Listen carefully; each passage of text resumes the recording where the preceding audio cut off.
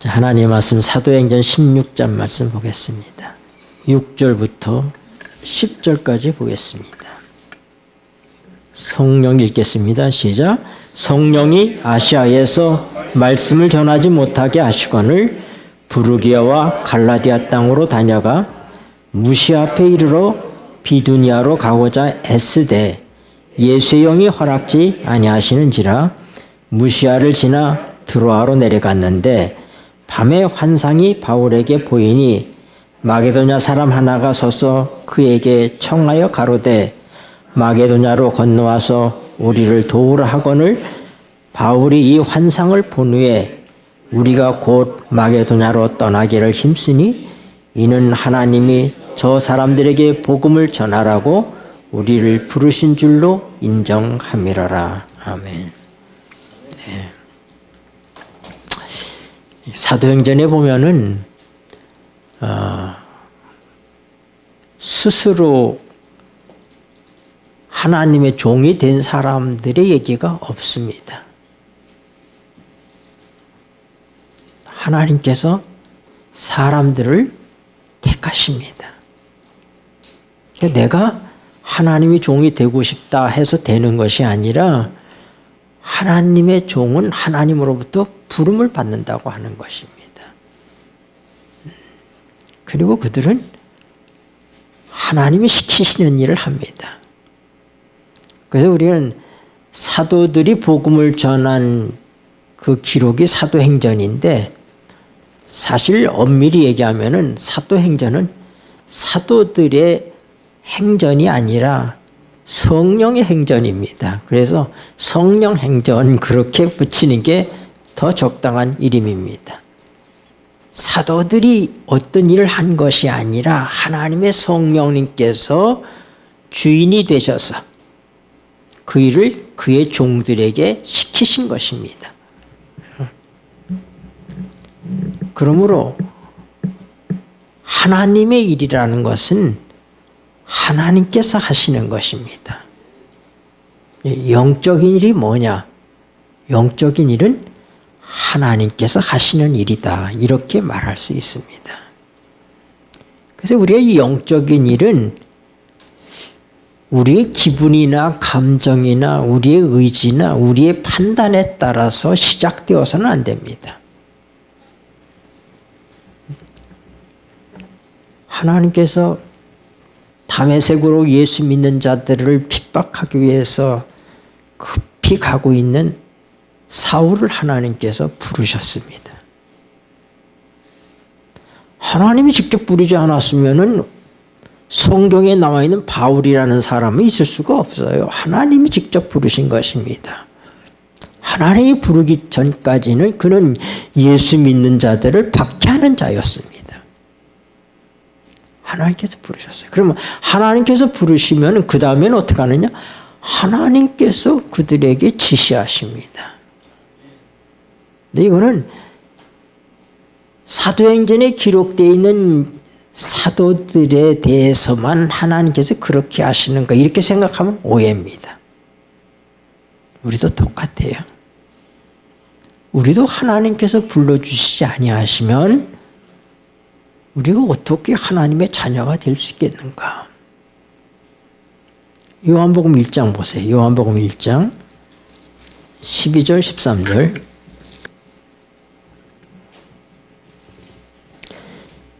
영접하는 자 읽겠습니다. 시작. 영접하는 자 곧 그 이름을 믿는 자들에게는 하나님의 자녀가 되는 권세를 주셨으니 이는 혈통으로나 육정으로나 사람의 뜻으로 나지 아니하고 오직 하나님께서 난 자들이니라. 아멘. 제가 서울 중앙교회에 있을 때 그 당시에 볼 때 상당한 11조를 서리 없이 내는 그런 분이 있었습니다. 근데 그 사람을 아는 사람들이 서울 중앙교회 교인들이 그 사람을 잘 몰라요. 제가 이제 그 사람을 찾았습니다. 찾아서 보니까 나이가 드셨는데 혼자 살고 있는 미용사였어요. 네. 그래서 그 사람이 어떻게 해서 하나님 백성이 됐나 그랬더니 전철관에서 서울중앙교회에서 예언 전도회를 하는 그 전도지를 이렇게 사람들이 아마 줬는데 누가 그걸 이제 버린 모양이에요. 근데 전철관에서 흙이 묻은 그것을 자기가 주워서 보고 그걸 보고는 그 전도에 참석을 해서 스스로 교인이 된 거예요. 근데 교인들은 그 사람을 잘 모르고 있더라고요. 그런 누군가가 그 사람을 직접 찾아가서 이렇게 이끌어낸 것이 아니라 전철간에 버려져서 굴러다니는 그 전단지 조각을 하나 주워보고 그리고는 관심이 생겨서 그 날짜에 교회를 간 거예요. 그래서 일주일 동안 계속 그가 출석을 하고 진리를 깨닫고 그게 교인이 된 거예요. 여러분, 하나님 백성이 된다고 하는 것은 우리의 의지로 되는 것이 아니라 하나님의 인도하심을 쫓아서 되는 것입니다. 우리 임덕빈 장로님이 어떻게 하나님 백성 됐는가? 아니, 하나님 믿는 누님이 계셨어요. 누님이. 우리 임덕빈 장로님이 그 총각 때 우리 정세희 집사를 이제 그 프로포즈 하려고 아주 고민을 많이 했습니다. 네. 저한테 와서 상담했던 것도 제가 기억을 해요. 네. 그래서 내가 용기를 내서 하라고 그랬는데.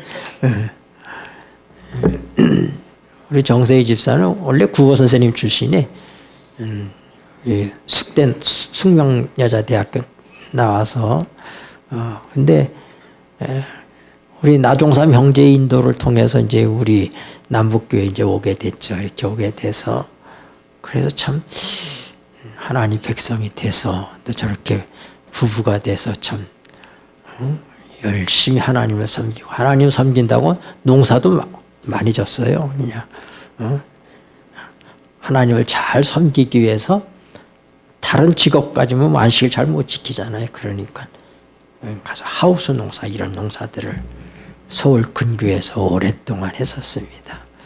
내가 거기 가서 또 채소도 얻어서 먹었어요. 옛날에.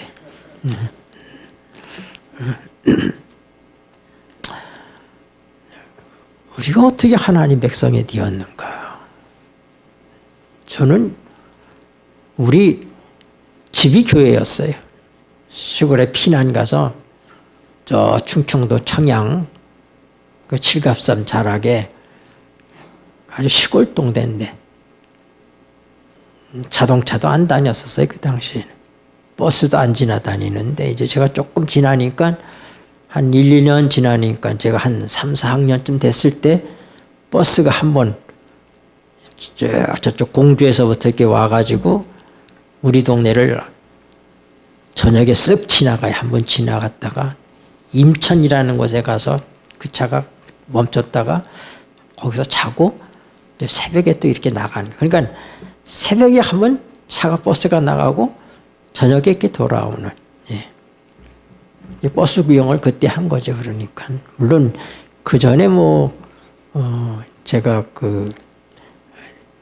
우리 할아버지가 피난살이를 대전 근교에서 처음에 시작하셨어요. 대전 근교에서 하셔서 저는 외가에 가 있었으니까 외가가 대전 시내에 있었어요. 그러다가 초등학교 들어갈 때 제가 친가로 왔습니다. 와서 그때부터 할아버지 할머니 손에서 컸는데 우리 할아버지가 전쟁이 무섭다고 서울 사람이신데 완전히 충청도로 낙향을 하셨어요. 근데 우리 할머니 고모가 우리 진리를 받아서 신앙을 했는데 그 동네에는 교회가 없으니까 한 8km, 10km 떨어진 곳으로 교회를 다니다가 너무 힘드니까 우리 집에서 예배를 드리기 시작했어요. 자기들만 예배 드릴 수 없으니까 이제 사람들을 불러 모으기 시작한 거예요. 이게 동네 처녀들, 그때 당시에는 길쌈할 때였기 때문에 동네 처녀들이고 아주머니들이고 시간만 나면 뭐냐면은 모시를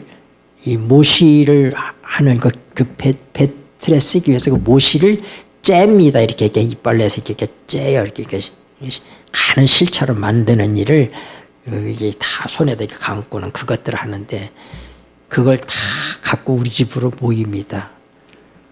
그러면 동네에서 하루 종일 그거 하면은 또 우리 할머니 고모가 또 점심 또 차려서 먹이고 뭐 이렇게 하면서 이제 그 사람들이 교인이 되는 거예요.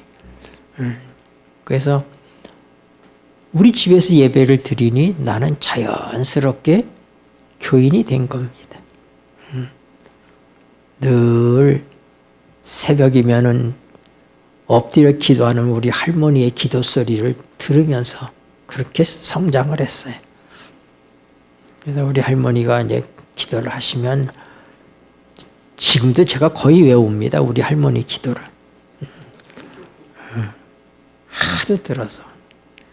그래서 이제 오남일녀인데 오남일녀에 대한 기도를 다 합니다. 그리고 이제 우리 막내 삼촌이 이제 기도가 나오면 그 다음에 제 기도가 나와요. 맨 마지막으로다가 그러면 우리 할머니 기도가 끝나가고 있구나. 이제 그렇게 하는 거예요. 여러분, 영적인 일은 누가 하시는 일이라고요? 하나님이 하시는 일입니다. 그러므로 우리 모두가 하나님이 된 거는, 하나님의 백성이 된 것은 사람의 뜻으로 된 것이 아닙니다. 하나님의 자녀는 하나님의 뜻으로 난다. 이 혈육과 육정에 의해서 태어나는 것이 아니라 하나님의 뜻대로 난다. 근데 그 하나님의 백성이 되는 과정이 뭐냐면 예수 그리스도를 영접하는 거예요. 네. 내 영접하는 자, 그리고 와서 그 영접이 어떻게 영접하느냐 보이지도 않는데 곧 그 이름을 믿는 자들에게는 하나님의 자녀가 되는 뭐요? 권세를 주셨다고 그랬어요. 하나님의 자녀가 그냥 되는 게 아니에요. 그러면 여러분이 하나님의 자녀가 되는 권세를 가진 사람들인데, 근데 그 일이 우연하게 된 것이 아니라는 사실을 아셔야죠. 이게 사람의 뜻대로 된 것이 아니다. 굴러다니는 전도지 조각 하나를 주어서 그걸 통해서 하나님의 백성이 된 그 사람에게 있어서 그 모든 일들이 그냥 저절로 된 것이 아니라 하나님의 뜻이 그 일에 있었다고 하는 것이죠. 하나님의 뜻이 역사한 것입니다. 그래서 그러므로 하나님의 백성의 모든 삶은 하나님의 뜻과 무관하게 사는 것은 그것은 하나님이 보실 때 없는 것이고 죽은 것입니다. 우리가 하나님의 일을 하는데 하나님 없이도 잘할 수 있습니다. 우리의 의지나 또 계획이나 이런 뜻을 가지고 열심히 할 수 있어요. 그러나 요한복음 6장 63절에 분명히 말씀하시기를 살리는 것은 영이니 육은 무익하니라. 우리 육신의 의지와 노력과 생각으로 하는 모든 것들은 하나님께서 뭐라고요? 소용없다. 그거는 무익하다고 얘기하고 있는 것입니다. 그러므로 여러분, 내가 하나님의 백성 된 것이 분명한 하나님의 부르심이었다 하는 확신을 우리가 가져야 돼. 그건 영적인 일인 것입니다. 그러므로 우리는 영적인 백성이기 때문에 어떻게 돼? 영으로 살아가야지 되는 거예요. 우리가 사도행전을 보면은 하나님께서 계속 성령을 통해서 사람들에게 지시하는 것을 볼 수 있어요. 고넬료라는 사람이 있는데 로마의 백부장, 이탈리아의 백부장인 사람인데 그 하나님을, 이방인인데 그 하나님을 열심히 믿었습니다. 유태인들이 믿는 하나님을 믿은 거예요. 그리고 그가 많은 구제를 했다고 그랬어요. 그 천사가 나타나서 고넬료여 하고 부르는 거예요. 하나님께서 내 그 구제를 하나님께서 기쁘게 받으신다. 그러면서 사람을 어디로 보냐면 저기 피장의 시몬 집에는 가서 베드로를 불러다가 말씀을 배우라고 그렇게 지시를 합니다. 그러니까 같은 그 사람들이 명령을 받아가지고 이 천사가 가르쳐준 대로 해서 이제 베드로를 찾으러 가는 거예요. 이제 가는데 그 타이밍을 누가 맞춥니까? 하나님께서 다 맞추시는 거예요. 그래서 이제 베드로는 이제 밥 먹을 때가 됐는데 그가 하루에 3번씩 열심히 기도하는 사람이에요. 정해놓고. 그가 이제 정오에 돼서 이제 배가 고픈데 이제 기도를 먼저 하기 위해서 기도를 하고 있는데 하늘에서 이 환상 가운데 보자기가 이렇게 내려오는데 거기에 각종 부정한 짐승들이 들어있는 거예요. 거기에. 야, 너 이거 잡아먹어라. 베드로가 아유, 저는 평생 이런 부정한 것을 하나님께서 부정하다는 것을 제가 먹어본 일이 없습니다. 그게 몇 번 반복됐어요. 그러면서 하시는 말씀이 내가 정하다고 하는 걸 내가 왜 부정하다고 하느냐. 사람이 그걸 가지고 이게 아무거나 다 먹어도 된다고 그렇게 말하는 사람도 있습니다. 그러나 그것은 음식에 관계된 얘기가 아니에요. 그래서 이 베드로가 하나님께서 이 환상을 내게 왜 보여줬을까 하고 궁금히 여기는데 누가 찾는 거예요. 사람이 찾아온 거예요. 그래 나가보니까 고넬료가 보낸 사람들에서 그 얘기를 하는 겁니다. 그때 그 당시까지만 해도 복음은 유대인들에게만 전해야 된다고 생각을 해서 이방인들에게 전할 필요가 없다고 생각했습니다. 이방인들은 그들은 인정을 안 하는 겁니다. 그들은 마치 부정한 짐승처럼 취급을 했습니다. 먹을 수 없는 부정한 짐승처럼 취급하는 그 이방인들을 비유해서 하나님께서 내가 정하다고 하는데 내가 왜 부정하다고 그러느냐. 그걸 베드로가 깨달은 거예요. 그래서 어떻게 해요?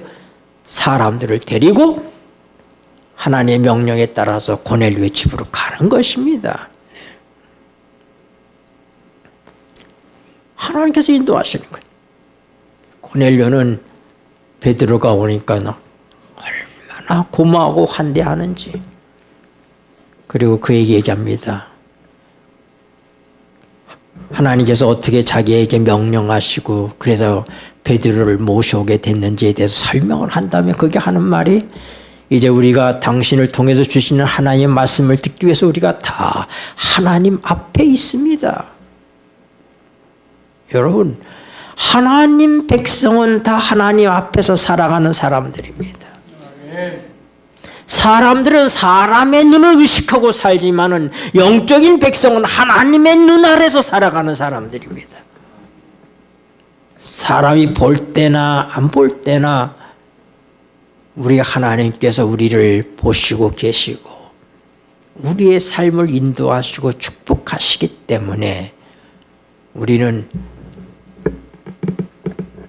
사람을 의식해서 살아가는 육적인 사람들보다는 하나님 앞에서 살아가는 사람, 이것이 영적인 백성입니다.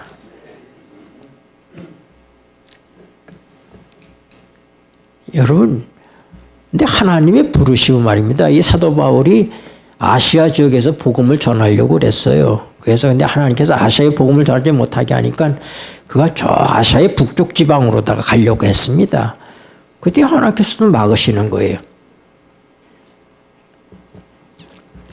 어떻게 하나님께서 이런 일들을 지시하셨을까? 이렇게 직접 천사를 통해서 지시하시고 환상을 통해서도 지시하시지만은 그러나 하나님이 대부분 하나님의 백성들에게 교통하고 지시하시는 것은 우리의 직관을 통해서 합니다.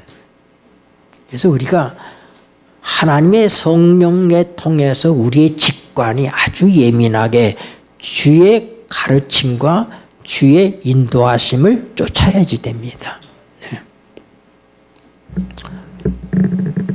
그래서 그가 이제 드로아까지 내려오게 된 거예요. 무시아에서부터 드로아까지 이제 오게 됐는데 그때 하나님께서 어떻게 해요? 마게도냐로 오라고 하는 그런 환상을 보여주십니다. 그동안은 아시아 지역에서만 복음을 전했는데 하나님께서는 뭐예요? 이제 저 그리스가 있는 저쪽 지역 이제 유럽 쪽으로 가라고 얘기하는 거예요. 그래서 어떻게 해요? 아시아를 넘어서 유럽으로 건너가게 되는 것입니다. 근데 거기 가서 빌립보라고 하는 첫 성이라고 그래서 성경의 첫 성인데 그에는 첫 번째 첫이 아니라 가장 큰 성이란 얘기입니다. 첫째가 하는 성이다 이런 의미예요. 빌립보는 큰 성입니다. 큰 성인데 안식일이 되니까 뭐예요? 회당이 없어요. 그저 큰 도시에 회당이 없었어요. 유대인들의 집회 장소가 없었습니다. 그러나 안식일이 되니까 어떻게 돼요? 안식일을 지키기 위해서 조용한 강가로 나갔습니다. 네.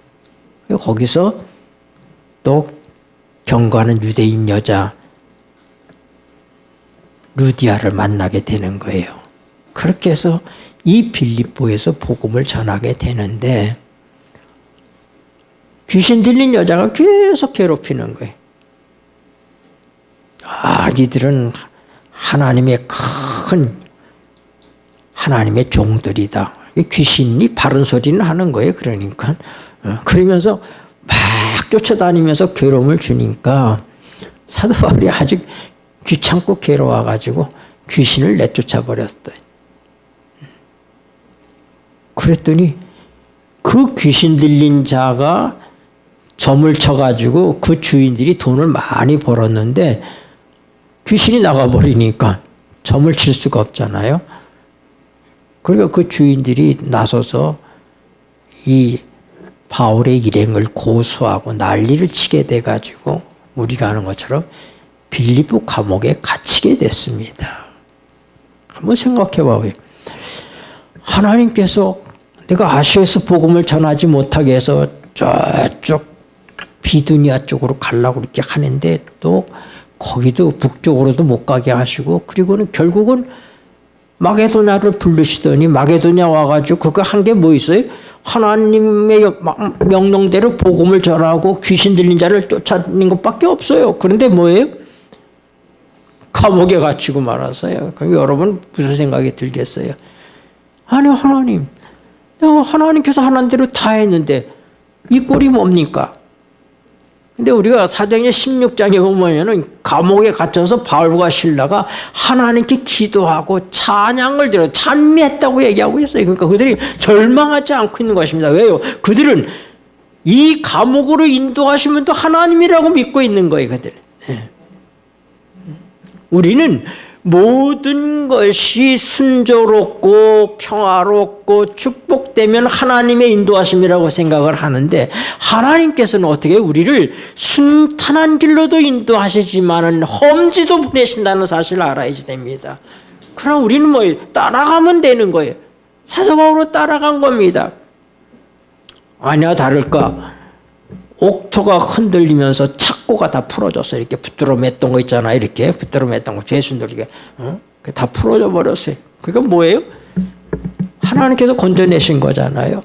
그럼 거기서 도망가야 될 거 아닙니까? 그러나 그 당시의 법은 죄수를 놓치면 간수가 대신 벌을 받습니다.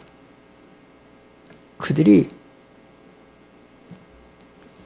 죄수를 놓친 그것을 생명으로 갚아야 되는 거예요. 그러니까 그 간수가 그러니까 졸다가 말입니다. 깊은 밤에 졸다가 착고가 다 풀어져 버리고 말이야 이 감옥문이 다 열리고 뭐 난리가 난 거예요. 아이고 죄수들 다 도망갔는가 보다 하고는 칼을 빼서 자결하려고 그러는데 누가요? 바울이 우리가 다 여기 있다. 내 몸을 상하게 하지 말라. 깜짝 놀란 거예요. 이 사람들이 보통 사람들이 아니구나. 이들이 정말로 하나님을 믿는 사람들이고 하나님이 함께하는 사람이구나.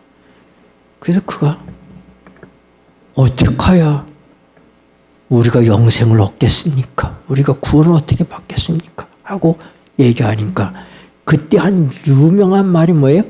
주 예수를 믿으라. 그리하면 너와 내 집이 구원을 얻으리라. 네. 그때 이 말씀이 그때 나온 말씀이에요. 그 밤으로 간수가 그를 자기 집으로 모시고 가서 그가 매 맞아서 상처난 그 모든 것들을 다 치료하고 음식을 대접을 했습니다. 그리고 그 밤으로 바울이 그에게 복음을 전하고 그의 온 식구가 침례를 받았다고 성경에 기록되어 있습니다. AD 34년에 우리가 아는 것처럼 2300자의 70일에 이 예언이 끝나는 때가 바로 그때예요. 그래서 어떻게 돼?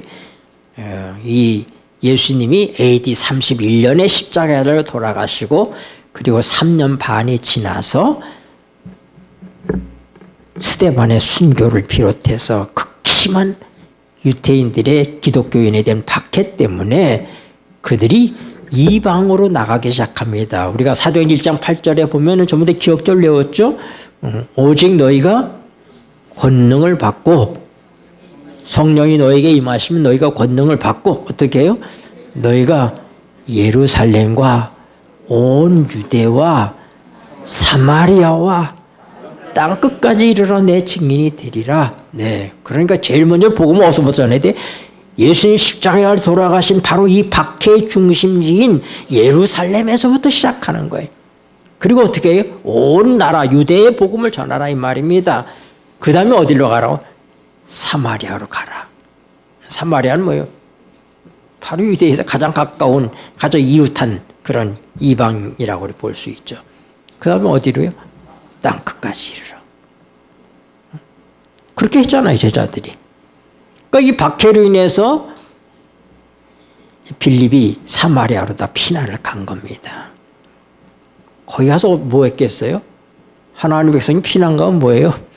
우리 집이 충청도로 피난 가니까 뭐예요? 우리 집에서 교회를 하잖아요. 저희 사촌 동생 아이가 우리 영리하고 동갑인 제 사촌 동생 아이가 지금 올림픽 교회인가? 미국 올림픽 교회에서 목회를 하고 있는데 또 걔 형은 카이로프라틱 닥터입니다. 우리 삼촌이 허리를 다쳐서 수술을 받아야 된다고 그러니까 그 아들이 아버지 오세요. 제가 치료해 보겠습니다. 그래가지고 비행기표를 보내서 미국에 갔어요. 미국에 가서 몇 달 치료받고 건강해서 돌아오셨는데 저한테 전화해서 내가 미국에 갔다가 우리 적곡 출신 장평 출신의 교인을 만났어 미국에서. 저희가 저희 밭에다가 교회를 졌어요. 지금도 그 교회가 있는데 거기 출신들이 많은 사람들이 이제 다 외지로 나갔죠. 지금도 거기 교회가 있고. 근데 우리가 떠난 다음에 거기 남은 사람들에 의해서 복을 받았던 한 청년이 미국에 가서 잘 성공해서 살고 있는 거예요. 그래 뭐 얼마나 반갑겠어요 이게. 여러분 빌립이 피난을 사마리아로 가가지고 거기서 복음을 전하니 놀라운 성령 역사가 일어난 거예요. 네. 그 소리를 듣고 베드로와 요한이 사마리아에 내려왔습니다. 내려와가지고 어떻게 그들에게 말씀을 가르치고 이제 안수를 하니까 성령이 그들에게 내리는 이런 놀라운 사마리아의 부흥이 일어난 것입니다. 근데 이런 상황에 갑자기 성경을 보면 하나님께서 빌립을 불러냅니다. 지금 한참 자기에게서 시작된 사마리아의 부흥이 막 일어나고 있는 때 거기서 그 일을 해야 될 텐데 하나님께 빌립을 따로 불러내줘요. 그리고 저 가사로 가봐라. 그래서 거기 가서 누굴 만나요? 에디오피아의 내시를 만나잖아요. 보세요. 하나님께서 일거수일투족을 인도하시는 것처럼 그렇게 찝어서 인도하시고 계신 것들을 우리가 보게 되는 거예요. 그러면 우리도 이런 삶을 살아야 된다 이 말이다. 우리의 직관이 열려 있으면 이렇게 하나님의 뜻을 분별하고 그분의 음성을 들을 수 있는 훈련이 우리에게 될 수 있다고 하는 것입니다.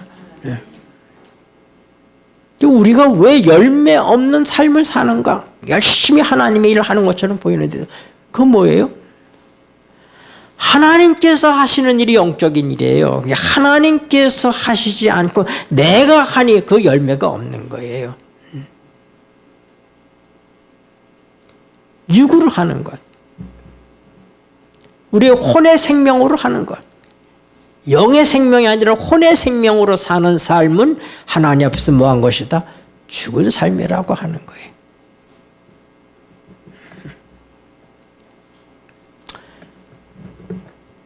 그 당시에 유대인들의 상식은 이방인과 접촉하는 것이 금지되어 있었지만은 하나님께서 베드로를 고넬료 집에 보내는 것처럼 사도행전에 나와 있는 모든 것들을 보면 하나님께서 직접 인도하시고 계신 것들을 볼 수 있는 것입니다. 그러니까 우리는 이 사도행전에 나오는 사람들은 특별하고 그 특별한 하나님께서 하시는 것이니까 그렇게 생각할 수 있어요. 여러분 사도행전이 몇 장으로 끝나요? 사도행전이? 예? 28장. 예. 28장을 찾아보세요. 사도행전 28장.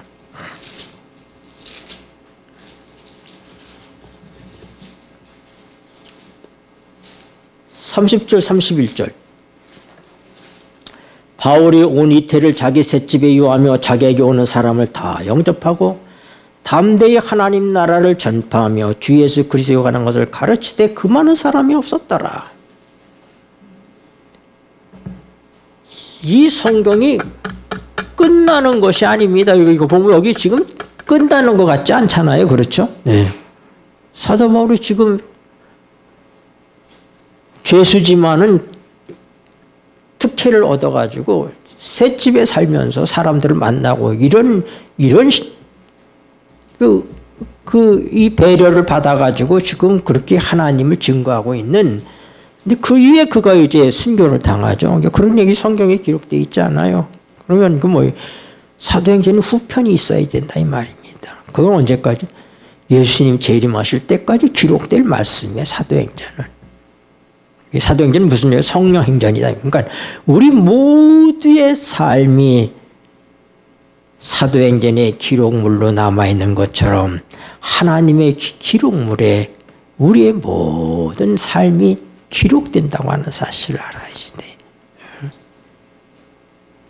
그러니까 우리가 어떻게 살아야지 된다? 사도행전에 나와 있는 하나님의 종들의 삶을 보면서 우리도 이렇게 살게끔 되어 있는 것이구나. 하나님께서 우리를 이렇게 인도하시는구나 하는 것들을 이것을 별개로 생각하고 사도행전에 나와 있는 삶의 모습과 오늘 그리스도인의 삶의 모습은 시대도 변했으니 다른 것이다. 그게 아니라 다른 건 다 변해도 하나님과 우리의 관계는 영원하잖아요. 하나님께서 하나님의 백성을 이끌고 인도하시는 것은 예나 지금이나 똑같다 이 말입니다. 그래서 우리는 우리 육신의 구두를 하나님 앞에서 벗을 필요가 있다. 호렙산에서 양치고 있는 모세에게 하나님께서 나타나셔서 뭐라고요? 떨기나무에 불이 타는데 나무는 타지 않는 것을 보고 이상형께서 다가가니까 모세야 모세야 네가 선 곳은 거룩한 곳이니 내 발에서 신발을 벗어라. 오늘 모세가 하나님의 부름을 받아서 백성들을 이끌고 출애굽하는 그 모든 일을 시작하기 전에 하나님이 모세에게 지시하신 것이 뭐였어요? 내 발에 신발을 벗으라. 오늘 우리 모두에게 있어서의 하나님 앞에서 우리의 모든 자아를 내려놓는, 우리의 모든 권리와 우리의 힘과 우리의 의지와 우리의 계획과 우리의 모든 노력을 다 내려놓는 신발을 벗는 경험이 우리에게 필요하다. 제가 지난 시간에 말씀드린 것처럼 오순절은 역사적으로 십자가 이후에 있었다. 십자가 이후에 하나님의 성령이 임하시는 오순절에 다가오는 것입니다. 마찬가지로 우리가 경험적으로도 마찬가지로 우리에게 십자가의 경험이 있은 다음에 성령 충만해지는 역사가 우리에게 일어날 수 있다고 하는 사실입니다. 오늘 우리에게 필요한 것은 뭐라고요? 우리가 하나님 앞에서 내가 애지중지해오고 내 스스로 고군분투해왔던 그 모든 수고와 노력과 나를 만족시키고 나를 기쁘게 했던 모든 것들을 어떻게 해요? 모세가 신발을 벗는 것처럼 그 모든 걸 십자가로 가지고 가야 되는 것입니다. 갈라디아 5장 24절 말씀은 저는 기도할 때마다 늘 암송합니다. 그리스도 예수의 사람은 그 육체와 함께 정과 욕심을 십자가에 못 박았느니라. 인간의 갖고 있는 가장 큰 특성이 뭐냐? 이 육신적인 사람을 끌고 가는 이 모토, 삶의 모토가 뭐냐? 그게 정과 욕심이에요. 정욕과 욕심. 사람이 제일 그 절박한 게 뭐냐면은 호구지책이죠. 우리가 먹고 살아야 되잖아요. 그러나 우리가 이제 좀 잘 배부르고 등 뜨시면 그 다음에 생각하는 게 바로 뭐예요? 그게 바로 이제 이 정욕에 관계된 것들이에요. 그러니까 옛날에 지금 산다는 사람 치고 마누라 두세 딴 주고 산 사람들이 없잖아요. 우리가 보면은. 그들이 왜요? 먹고 살기 바쁜 사람들은 그런 짓 안 하는데 지금 먹고 사는 게 좀 넉넉해지면 어떻게 돼요? 아이, 한 마누라에 만족하지 못하고 또 작은 마누라, 또 작은 마누라. 제가 옛날에 우리 처가가 있는 저 이천 부발에 거기 이제 사과가선 할 때 그때 가다 보면은 아침이면은 딸에다가 술을 잔뜩 싣고 가는 사람을 가끔 보는데 그 사람이 누군가 그랬더니 마누라가 7인가 몇인데 마누라 7이 다 이 술집을 하는 거예요. 이게 술집 사장님들을 만들어 놓고 이 남편은 경운기로다가 그 술을 배달하는 거예요. 그러니까 이제 이 마누라한테 술 한 통 내려놓고 또 저 마누라한테 술 한 통 내려놓고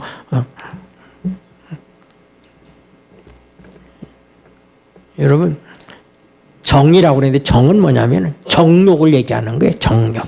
네, 정욕. 욕심. 인간이 갖고 있는 삶의 그 모든 동인이 뭐냐면은 우리는 뭐예요? 욕심과 정욕에 이끌려서 살아가는 존재가 육적인 존재라고 하는 거예요. 그래서 하나님께서 어떻게 해서 이런 사람들을 어떻게 해요? 그 육체와 함께 여러분 암이 아무리 우리를 괴롭혀도 사람이 죽어버리면 암도 죽는 거예요. 그렇잖아요? 네. 그런 것처럼 정욕과 욕심이 우리 육체하에서 기생하고 있다 이 말입니다. 그런데 뭐예요? 그 육체가 십자가에 못 박혀버리면 죽어버리잖아요. 그럼 뭐예요? 그것도 죽는 거예요.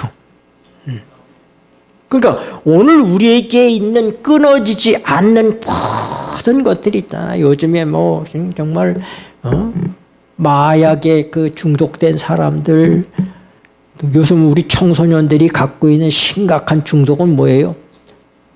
인터넷이나 게임이나 이런 것들에 다 중독돼 있잖아. 이런 것들이. 네?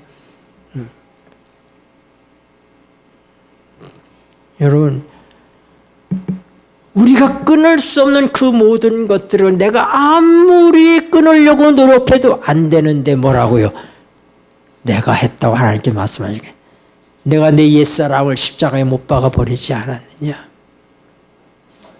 사도 바울이 얘기하기를 그리스도 예수의 사람은 육체와 함께 그 정과 욕심을 십자가에 못 박았느니라. 이미 박았다 이 말입니다. 내가 앞으로 박을 것이 아니에요. 내가 십자가에 못 박힐 것이 아니라 이미 박혔다고 얘기하는 거예요.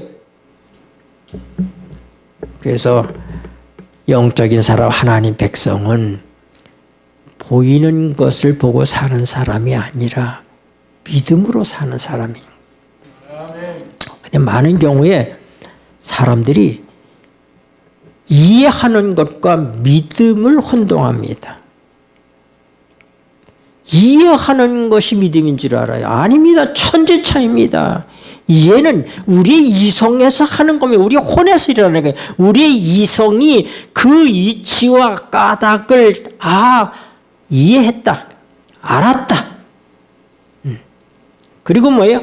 이건 정말로 믿을 만한 가치가 있네. 믿을 만한 것으로 간주를 하는 것. 그것이 이해입니다.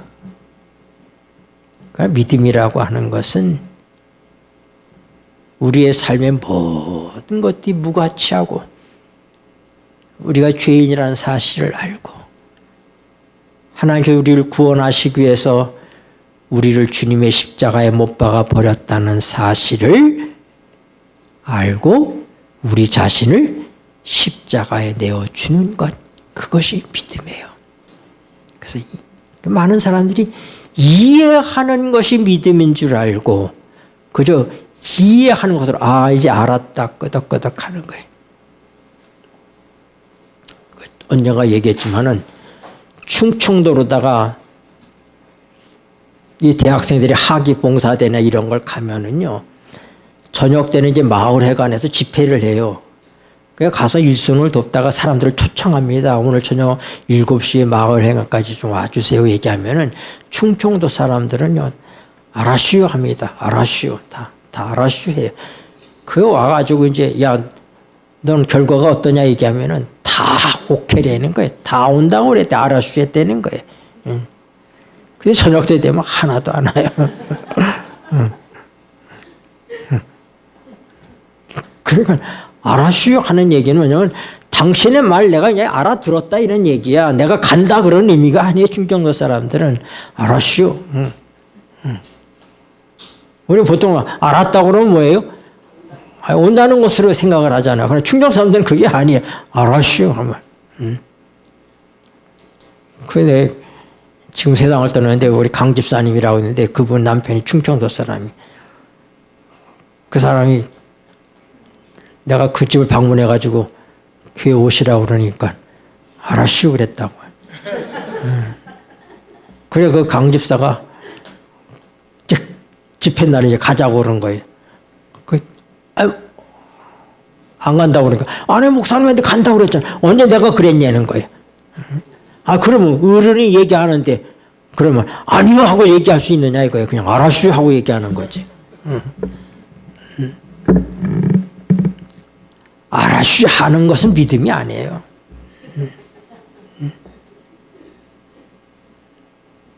믿음은 내가 주님과 함께 십자가에 못 박히는 것입니다. 내 자신을 주님의 십자가에 내어주는 거예요. 영적인 일은 어떻게 하느냐? 영이 하는 거예요. 그러니까 어떻게 돼? 우리의 영의 그릇이 비어 있을 때 하나님의 성령이 우리 영의 그릇에 채워주시는 거예요. 그래서 어떻게 돼? 우리 영이 통로가 돼서 하나님의 생명이 흘러가는 거예요. 우리가 가르치는 논리와 이 교리에 의해서 사람이 살아나느냐? 절대 살아나지 않습니다. 여러분 전도에 대해서 오해하면 안 됩니다. 내가 아주 말을 잘하고 성경 지식을 잘 알아서 사람들에게 가르치면 이해는 시킬 수 있어요. 그러나 믿음이 그들에게 오지 않습니다. 믿는 것은 그리스도를 영접하는 것인데 그건 바로 뭐예요? 사람의 뜻으로 나는 것이 아니라 하나님의 뜻으로 나는 것입니다. 그래서 생명으로 태어나는 것은 하나님의 일입니다. 하나님만의 생명이시니까. 우리가 전도를 한다 할지라도 우리가 알아야 될 것은 뭐라고요?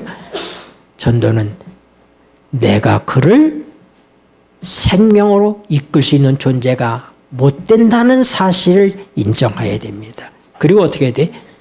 하나님의 성령이 내 영을 통해서 죽어 있는 그 사람의 영을 깨워내는 영적인 교감이 없어요. 왜냐하면 이 세상 사람들은 다 육에 속한 사람들은 영이 활동하지 않고 죽어 있기 때문에 그래서 어떻게 해야 돼? 하나님께서 그 영을 살려내는 거예요.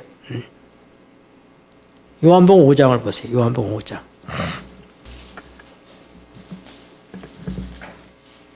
(25절에) 보세요. 25절. 진실로 진실로 읽겠습니다. 시작. 진실로 진실로 너에게 이르노니 죽은 자들이 하나님의 아들의 음성을 들을 때가 오나니 곧 이때라. 듣는 자는 살아나리라. 아멘. 29절에 나오는 선한 일을 행한 자는 생명의 부활로 악한 일을 행한 자는 심판의 부활로 나오려는 이 말씀과 25절의 말씀은 같은 말씀이 아니에요. 25절의 말씀은 듣는 자는 곧 이때라. 듣는 자는 살아나리라. 그렇게 얘기하잖아요. 그러면 이건 뭐예요? 예수님 음성을 듣고 있는 죽은 자들, 그들이 주의 음성을 들으면 어떻게 된다?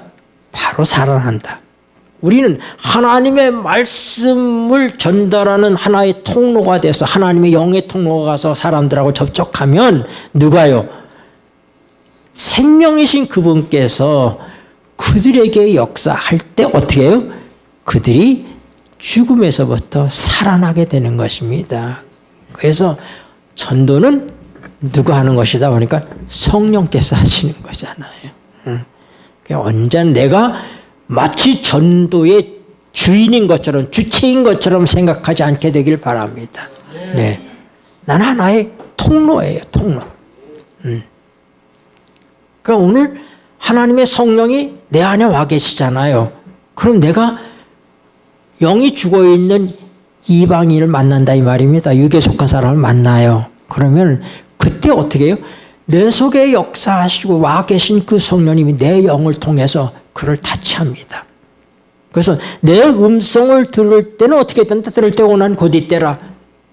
죽은 자가 살아난다 이 말. 이것이 전도예요. 오늘 우리가 이 사실을 잘 깨닫고 그렇게 살아야 될 것입니다. 우리가 알아야 될 한 가지는 여러분, 하나님께 제사를 드리는 것은 거룩한 불로 드리는 거예요. 그런데 아론의 아들인 나답과 아비후가 레위기 10장에서 보면은 다른 불을 가지고 하나님의 성전에 들어가서 하나님께 제사를 드리려고 했어요. 그런데 하나님으로부터 불이 나와서 그들을 죽였습니다.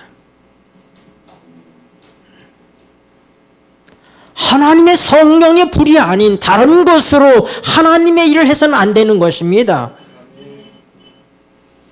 나답과 아비후가 세상 일을 한 게 아니라 하나님의 일을 하는 제사장으로 하나님께 제사 드리기 위해서 들어가는데 하나님이 명하시지 않은 다른 불을 가지고 들어가서 죽었습니다.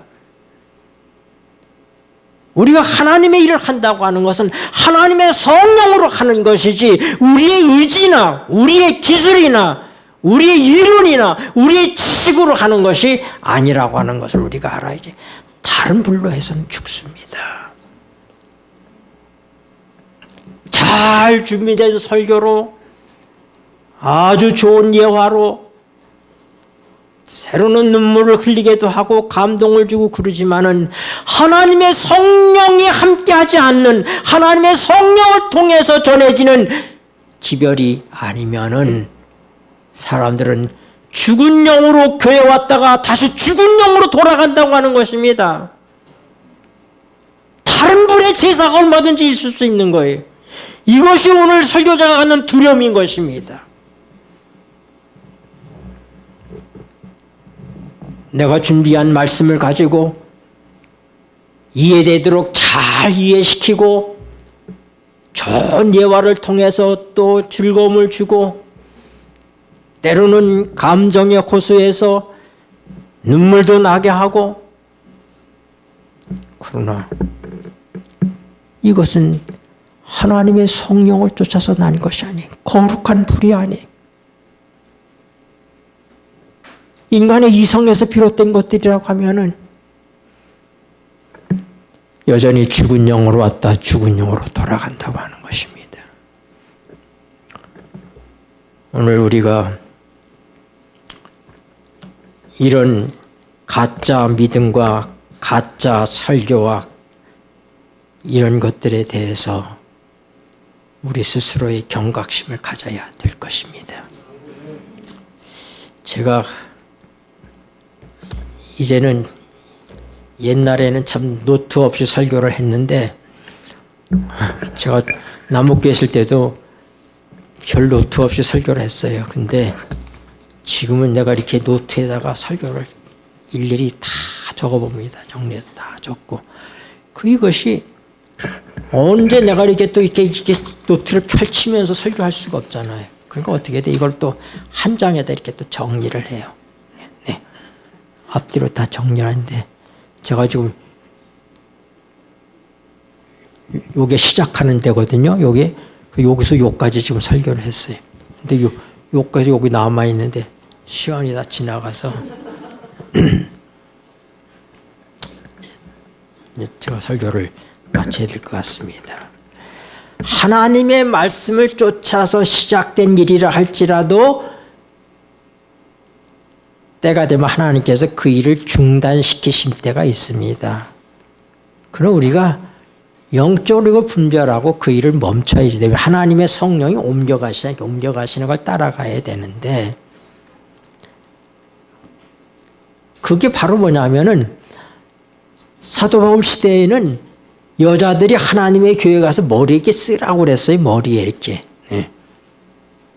그건 분명히 그 당시에 하나님께서 지시하신 것이고 하나님께서 허락하신 일입니다. 그러나 그 일이 계속될 필요가 없는 거예요. 그건 그 당시에 하나님께서 여자들에 대한 가르침과 문화로서 그렇게 한 것인데, 지금도 여전히 미사포를 쓰고 성당에 앉아있는 이것은 영적으로 시작한 것을 육적으로 마치는 것과 똑같다고 하는 거예요. 영적 일도 하나님께서 어떻게 시대에 따라서 변화시켜 가시는지를 우리가 보면서 그걸 따라가야 되는 거예요. 내가 어느 책에서 보니까 영국에서 보면은 늘 군인들이 어느 정원에 거기에 딱 교대에 근무하면서 보초를 서는 거예요. 근데 왜 그 지점을 지키고 보초를 서야 되는지를 아무도 몰라요. 근데 계속 하는 거예요, 오래전부터. 그래서 그것을 알아봤더니, 어느 날 왕이 와가지고 거기다 나무를 하나 심어놓고 갔어요. 꽃나무를 하나 심어놓고 갔는데, 그 나무를 잘 돌보라고 어떻게 했어요? 병사가 배정이 된 거예요. 그래가지고 어떻게 돼? 계속해서 그걸 지키는데 그 나무는 죽어버렸어요. 근데도 어떻게? 계속해서 와서 그리병들이 거기 와서 보초를 서고 있는데 왜 보초를 서고 있는지도 모르는 거예요. 이게 형식에 이끌려서 우리가 하나님의 성령의 흐름을 알고 우리가 움직여야지 되는데 그렇게 못하는 거예요. 그것이 그런 예의 하나가 뭐냐면 하나님의 교회가 부흥하니까 하나님께서 그 교회들을 조직적으로 운영하시기 위해서 조직을 하게 하십니다. 조직을 하게 되는데 조직을 하게 된 것은 바로 뭐냐면 하나님의 성령의 일을 잘 수행하기 위해서 한 것인데 나중에는 뭐예요? 하나님의 성령을 찾는 게 아니라 조직을 쫓아서 일을 하는 거예요. 조직을 쫓아서. 하나님께서 이 마지막 교회를 왜 세우셨어요? 하나님의 성령의 뜻으로 세우셨어요. 근데 우리가 이제는 어떻게 돼? 잘못하면 하나님의 성령을 쫓는 것이 아니라 조직이나 관습을 쫓아서 신앙을 할 수 있다고 하는 것입니다. 이런 부분들을 좀 더 제가 좀 자세하게 다루고 싶었는데 시간이 이미 지나가 버렸어요. 그래서 우리가 영적인 일에 대한 중단도 필요하다. 그리고 하나님의 성령이 어떻게 흐르고 계신지, 우리 성령을 쫓아서 사는 사람이잖아요. 내가 가면서 하나님 날 좀 따라와서 날 도와주세요, 이게 아니잖아요. 성령을 쫓아서 살라고 그랬잖아요. 그리고 하나님의 성령이 어떻게 움직이고 계신지, 어느 방향으로 가고 계신지, 어떻게 우리를 이끌고 있는지 우리의 직관이 늘 열려 있어서 성령을 쫓는 일에 실패하지 않게 되기를 바랍니다. 성령은 이미 저 앞에 가셨는데 난 여기서 여전히 보초 쓰고 있는 거예요. 이런 어리석음이 우리의 삶 속에 있지 않도록 지금 이 순간 우리 자신을 비우는 일을 실패하지 않게 되길 바랍니다.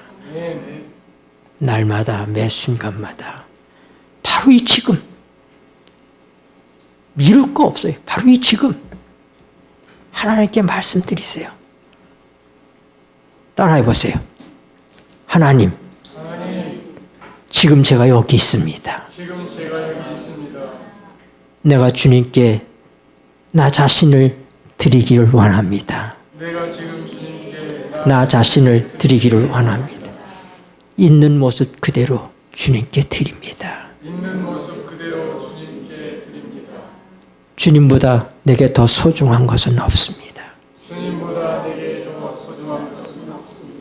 성령 하나님, 제 속에 역사해 주세요.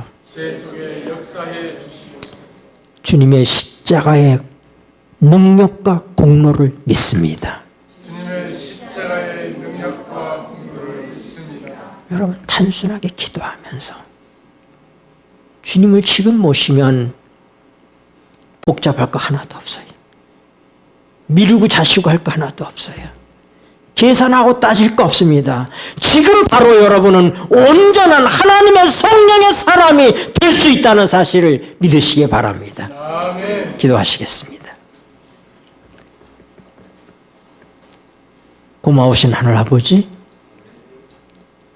이 시간 주님을 모십니다. 우리에게 오시옵소서.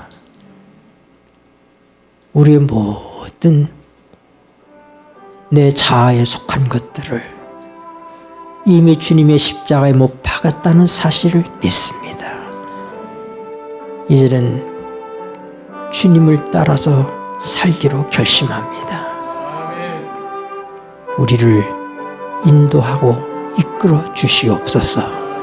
예수님의 이름으로 기도드립니다. 아멘.